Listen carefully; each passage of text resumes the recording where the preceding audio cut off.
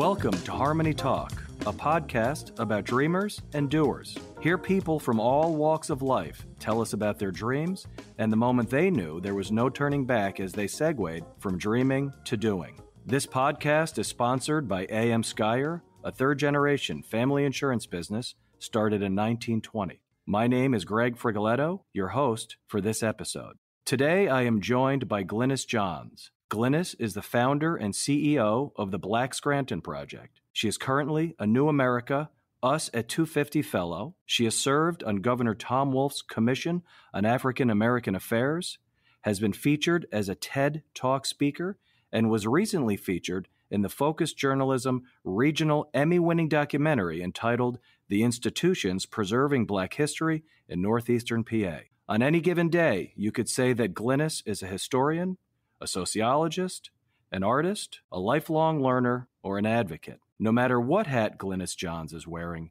you can be assured she is wearing it passionately. In fact, according to Glynis, passions and projects are indistinguishable from each other. On top of all that, she's a wonderful person and an absolute joy to talk to. Glynis, welcome to the program. Thank you. What an intro.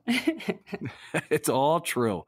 Listen, I am really, really excited to talk to you today. From the time we last spoke, I thought a lot about all of the conversation we had, and I continue to be inspired by your story, and I look forward to sharing it with others. So, Glynis, this is a podcast that looks to inspire by sharing great stories, like yours, that demonstrate that dreams can become a reality.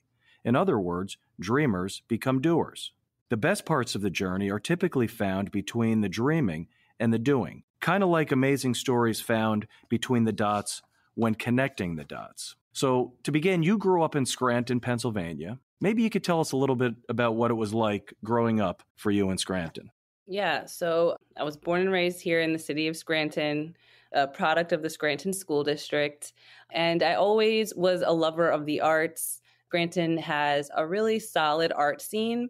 And so I always wanted to be involved in the community, but I often felt like there wasn't representation of Black people, people of color. And I always wanted to hide my identity. Like when people would ask me where I'm from, I would say I'm from New York or I'm from Philly. And, a lot of other people of color are transplants and do come to the city of Scranton and live their lives out here. But at the time when I was younger and in high school and things, it was a part of my identity that I wanted to disguise.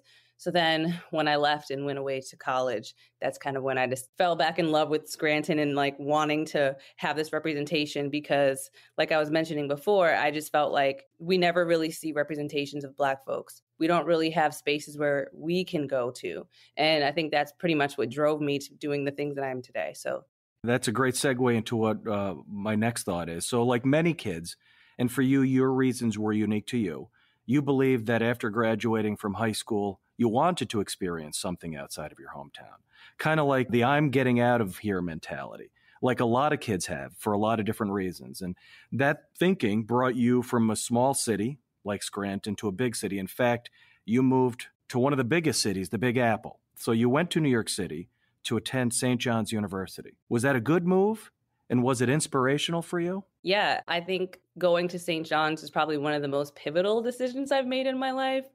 My parents probably were like, why'd you put yourself in so much debt? But I think it was worth it. I truly enjoyed my college experience. I loved the campus. St. John's University is considered one of the most diverse schools. And so that is pretty much where I ran into all different types of cultures, different people. I've tried so many different foods, met so many incredible people. The faculty that guided me along my academic career was so invaluable to me. So for me, I feel like St. John's was one of the best moves and best decisions for my career that I could have made. And like I said, I stayed there for my master's. So I just thought, like I said, I just felt like St. John's was for me. And I honestly feel like St. John's chose me. It's one of those things as a low-income student. I had pretty much unlimited college applications that I can apply to.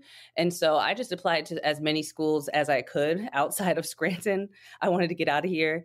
When I was getting, acceptance and denial letters back, St. John's was one of the first ones. Like, do you want to visit the campus? Go to visit the campus and fell in love. I'm like, this is where I want to go. So yeah, the rest was history after that. So as you were growing up in Scranton, I would imagine you had opportunities as a kid to travel to New York City. So was New York City one of the targets for you for some of the reasons that you've already talked about. You know, you were into the arts, you were into the different pieces of culture that maybe you felt were lacking in Scranton. And obviously you found that at St. John's and you became a Brooklynite. Can you tell me a little bit about the academic experience and what it felt like as you were immersing yourself into that environment? So growing up, we would take some trips here and there. When I was in high school, I was part of the arts club. So we would go to New York and take some trips there. But honestly, when I was in high school, sometimes, this is bad, sometimes I would skip school and get on the MARTS bus and then spend the day in New York City and then come back, not tell my parents or anything. I know that's like, I'm not advising kids to do anything like that. But I always just like loved New York. I loved fashion. I just wanted to be around people that I felt like there was more of a culture. I felt like there was more of an energy there. Yeah, so I decided to stay there as long as I can. I thought once I graduated, I wanted to become a sociology professor. I moved to Brooklyn when I started grad school, really fell in love with the communities in Bed-Stuy and Crown Heights, met amazing people there. One of the things that we had spoken about the last time you and I met was that some of the exposure you had when you got to St. John's was that your professors were Black. And for you, that was something that you hadn't seen before. And it was inspirational, not only in and of itself, but because you were finding super educated people that were like-minded and inspiring. Tell me a little bit about that. Yeah. So when I got to St. John's, I was an undecided. My major was undeclared. And so with your advisors, they're like, oh, go to all the departments and, see where you like what classes you want to start taking. So I landed in the sociology department, and the chair of the department at the time was Professor Roderick Bush. And he passed away a few years ago. But he was sitting there and he was like, oh, welcome to the department. And that was the first time I ever saw a Black male educator. And I was just like, wow, this is really cool. And so he's telling me about classes. He's telling me about his activism. And he's telling me how he knew of Scranton, just like taking the MARTS bus and it stops through Scranton. And so he's like, sign up for these classes, see how you feel. So I signed up for a few classes. I ended up taking a class with Dr. Natalie P. Byfield. She is a phenomenal sociologist. Just her work, she does a lot of work, news and media, and looking at language and how people talk about Black folks in news and media. But just seeing her run the classroom and just how she was so passionate about her students, I just was so enamored by her. And I just pretty much followed her around and would go to her office hours. She ultimately became my mentor. She's the one who guided me through my research when I decided to do my graduate thesis, which ultimately became the Black Scranton Project. And so, yeah, I'd never seen a Black woman professor like that in my entire life. She just inspired me. It opened up a new world for me. I know a lot of other cities and spaces, there are more diverse teachers, but in Scranton, there really never was too many. And so it was an experience for me that it really changed what I thought I was capable of. It really showed me that there are other career paths and things that you can do. Yeah. And so she just really inspired me. She's the first person that told me I was smart and you're capable and you're enough to be in this department. You're enough to be in this major. You can do what you want. Even when I started my graduate thesis, no one in the department had done a graduate thesis in over 10 years. So for me, I'm an overachiever. So I wanted that accolade. I wanted to be part of the history of the department. So I took on that challenge because it was not required of me. And she walked me through the entire process. I finished my graduate thesis, which was looking at the stereotype, why, if you're Black, you can't be from Scranton. And I was trying to look through a sociological perspective. But in order to do that, I had to kind of take a history route, and I had to dig up some history and figure out how long Black folks had been here. And that kind of transcended into me becoming a historian, because I didn't think that I would find much, but to my surprise, there was so much there. There were so many little nuggets that kind of compiled the story, and it made me feel like, wow, we have identity here in Scranton. We have a whole robust community that has just been overlooked. And why is that? And so once I finished my graduate thesis, I couldn't leave all that work within those 75 pages. So I moved back in 2017 to Scranton, and I just started going to the local universities, the elementary, middle, and high schools. And I'm like, hey, can I tell you about some local Black history? And I would just do talks. I would just tell people about what I knew. And that kind of just snowballed into developing a whole nonprofit. One of the things I had heard you mention previously was that growing up in Scranton, you and your friends and family would attend cultural events like the St. Patrick's Day Parade or Festival Italiano. And one of the things that you realized later was, although these were fun events and the community all embraced them, you recognized that there might be a piece of local history that's missing in celebrating in an annual cultural event or on a more regular basis. And that would be your path kind of to going into the Black History Project that you have. So while you were at St. John's, you talked a lot about your thesis, and perhaps the thesis is one of the defining moments that really for you started to connect the dots. So that was a pivotal moment for you. And if you could, from having those words on paper, what transpired that had you realize, okay, this is what my next steps are going to be, taking you from a happy Brooklynite enjoying everything that New York had to offer to thinking, okay, now I'm going to go back to my hometown of Scranton. What was your vision at that point? Yeah. Like you mentioned, the cultural activities and traditions that are already here, I would participate in. All the kids would go to the St. Patrick's Day parade, wear green. Everybody's Irish on St. Patrick's Day. The Italian festival, I love cannolis. Everybody goes down there and everybody has a beautiful time. But for me, it always was just like, wow, like, why is it that all these other cultures get to take up so much space and we celebrate it like it's something that everybody gets involved in? When I first started thinking about what I wanted my graduate thesis to be about, I came home during Thanksgiving. My first semester, it was 2015, came back home, and in Scranton, the night before Thanksgiving is like a big drinking holiday. So everybody is out at the bars, people are downtown. You're seeing people you haven't seen since high school. And I was downtown and I was having this conversation with someone I hadn't seen in a while. And they're like, oh, where did you go to high school? I'm like, I went to Scranton High, and I know you went there too. They're like, did you? But you're Black. Like, I know all the Black people from our graduating class. And that stuck with me so much because it just felt like, yeah, there's not that many of us. But then for you to feel like you knew all of us and had an account of all of us, it just struck me in an interesting way. So I took that and I went back to school and I'm like, okay, I know what I want to look at. I know I want to investigate the stereotype. And so the title of my graduate thesis is But You're Black, the Overlooked Community of Scranton, Pennsylvania. So yeah, when I finished all that work and I came back here, that's pretty much the title was just like running through my mind of how do I convince people that, yeah, but you're Black, but we're doing all these things in the community. So I just kind of would set up anywhere, like make little stickers that say Black Scranton Project and let people know what we had going on, like just let people know what I wanted to share with the community. And it just like snowballed. So 2019, pushing into Black History Month of 2019, I realized that we never really celebrated Black History Month. And I felt like this could be an opportunity to take all of my research and then put it into an exhibit in a gallery space where people can interact with it. So I approached the Steamtown Mall and, it's kind of closing. There's a lot of empty storefronts. And I just thought this would be a good place to maybe put up all of the history and artifacts that I found and collected over the past 3 years. And so I was like, hey, I don't have any money really, but like, can I borrow one of these storefronts? And it'd be kind of a cultural cool thing. And they're like, actually, that is a cool idea. All you have to do is pay the utilities for the month and the space is yours. It's going to be a lot of work to clean it up, but do your thing. So I just was in there for all of January, cleaning up this empty, dusty storefront. And I got a grant from the Lackawanna County Arts Department. It wasn't one of my first grants, but it was one grant that I didn't know was available for community artists. They're just like, this is a cool project that we hear you talking about around the community. We can give you a couple $100 to like offset your printing and whatever. Just, apply this way and we'll see what we can do. So I did that, got like $500. I worked with Center City Print and they gave me a good deal to print the things that I needed. And February 1st also happened to be First Friday in Scranton, which is a big cultural art scene, like an art walk kind of thing, which I kind of mentioned earlier. It was something that I always enjoyed going to. And so, with the help of the arts department, we put my event on the map for First Friday.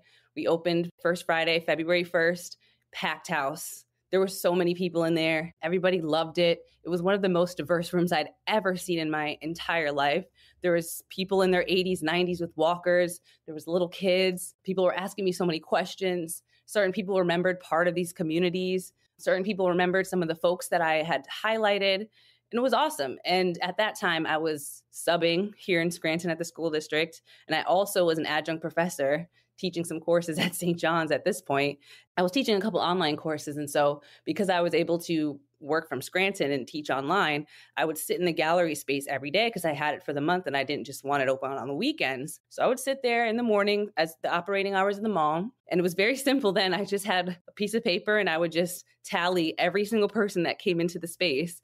And after they extended my rental, so I had it for 2 months. So after the 7 or 8 weeks that I was open, we had over 1,200 people walk through the gallery space. And as a sociologist who worked with statistics, if you crunch those numbers, that's really like 2% of Scranton's entire population. And so for me, that felt like an impact because the Black community right now is about 5%. And so the fact that 2% of Scranton's population walked through to see what I had to offer in terms of local history was so impactful. And that pretty much catapulted me into turning Black Scranton into a nonprofit. So there you were at your space at the mall, and it sounds like it started with a lot of work, however, super successful. From there, your space transitioned into something completely different. And I wish you could spend just a few minutes telling us about where you are now and what your hopes are for the space you're in. So after that exhibit, I kind of made it a tradition since 2019 that I wanted to do an annual Black History Month exhibit somewhere. So 2020, we were at the AFA Gallery. Then it was the pandemic. We didn't really do much. And because of the Black Lives Matter movement during 2020, our nonprofit started getting a lot of attention. We started getting like more donations and grants. And I really wanted a space for everything that I was collecting.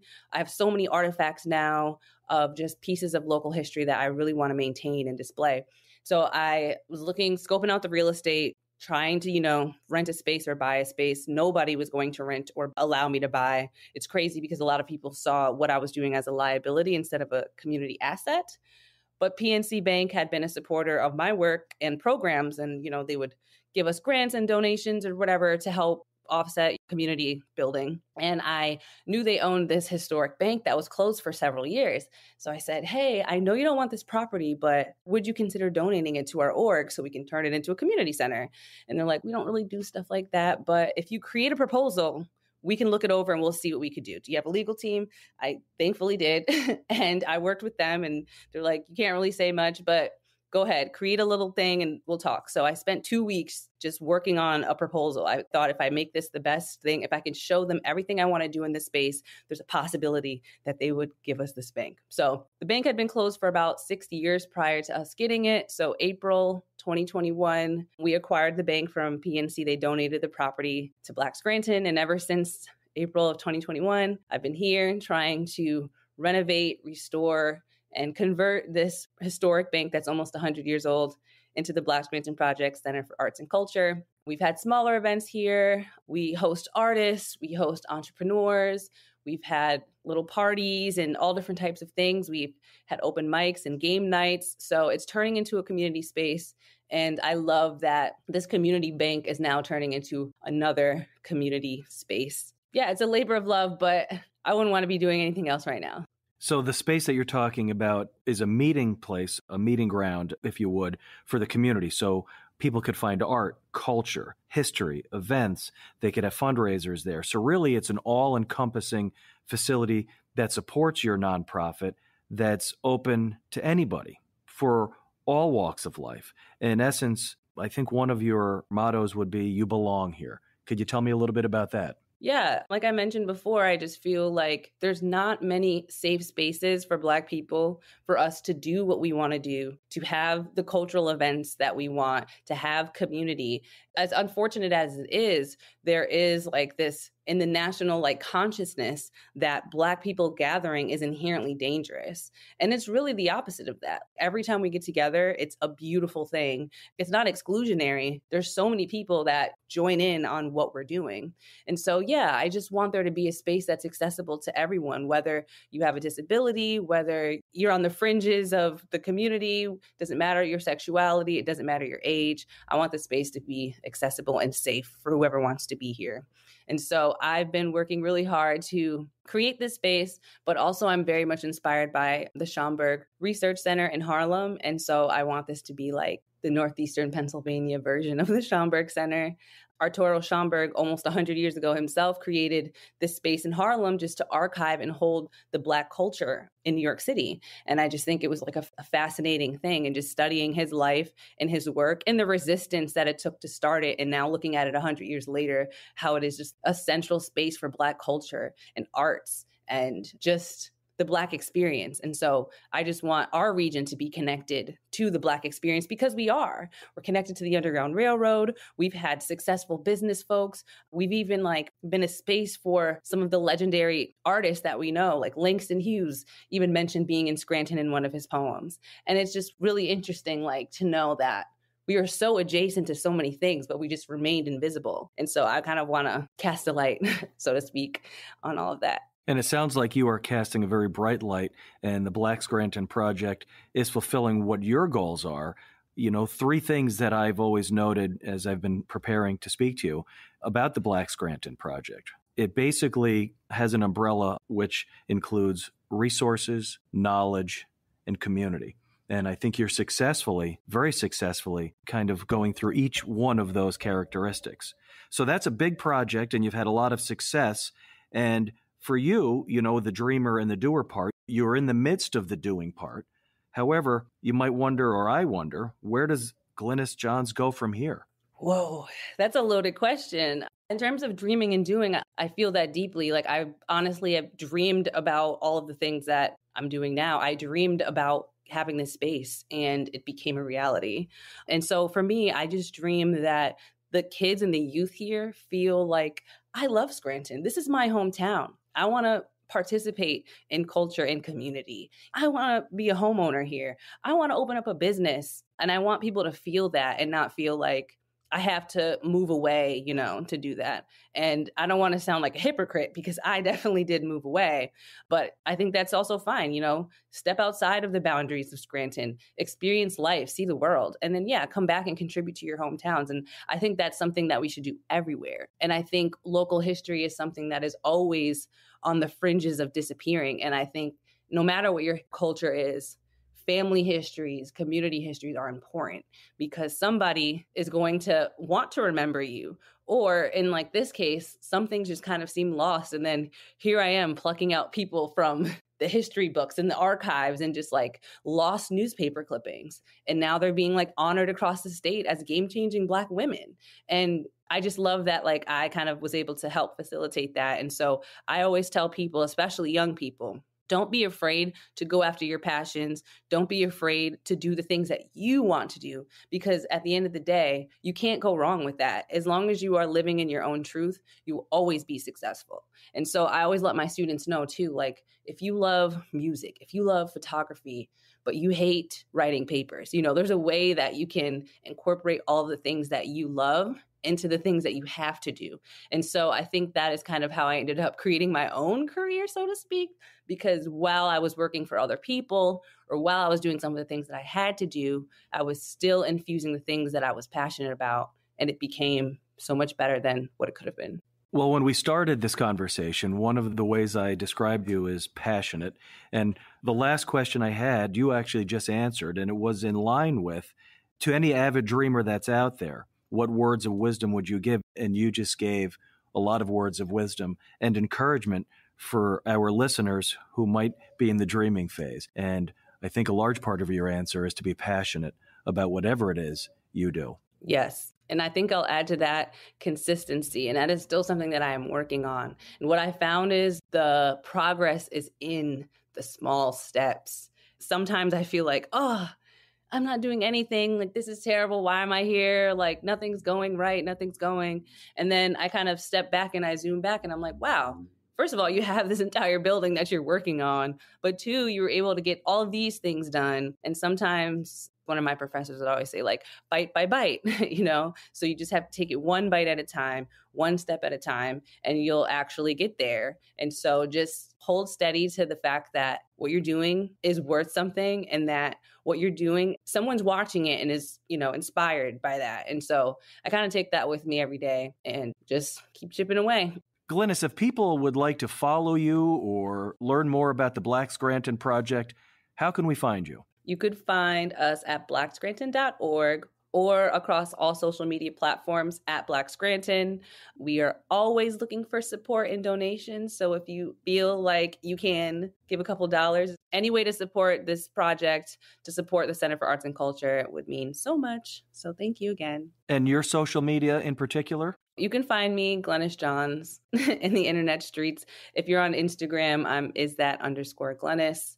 And that's pretty much the only social media that I kind of do personally. I would encourage all of you listeners to follow Glynis on her social media platforms. And again, learn more about the Black Scranton Project at blackscranton.org. So when you're on the path from dreaming to doing, it's important to celebrate small victories and also time to step back and enjoy the moment. And I have to tell you, Glynis, I have thoroughly enjoyed the moments I've spent with you as part of the Harmony Talk podcast, and I can't thank you enough for joining us today. Thank you, Greg. This was fun. Thank you. I've been talking with Glynis Johns, founder and CEO of the Black Scranton Project, a 501c3 nonprofit organization and heritage initiative dedicated to archiving and celebrating Black history and culture in Scranton, Pennsylvania. This has been Harmony Talk by A.M. Skyer, a third-generation family insurance business started in 1920. I'm Greg Frigoletto. Thank you to Glynis Johns for being with us today. To our listeners, continue to be inspired to segue from dreaming to doing.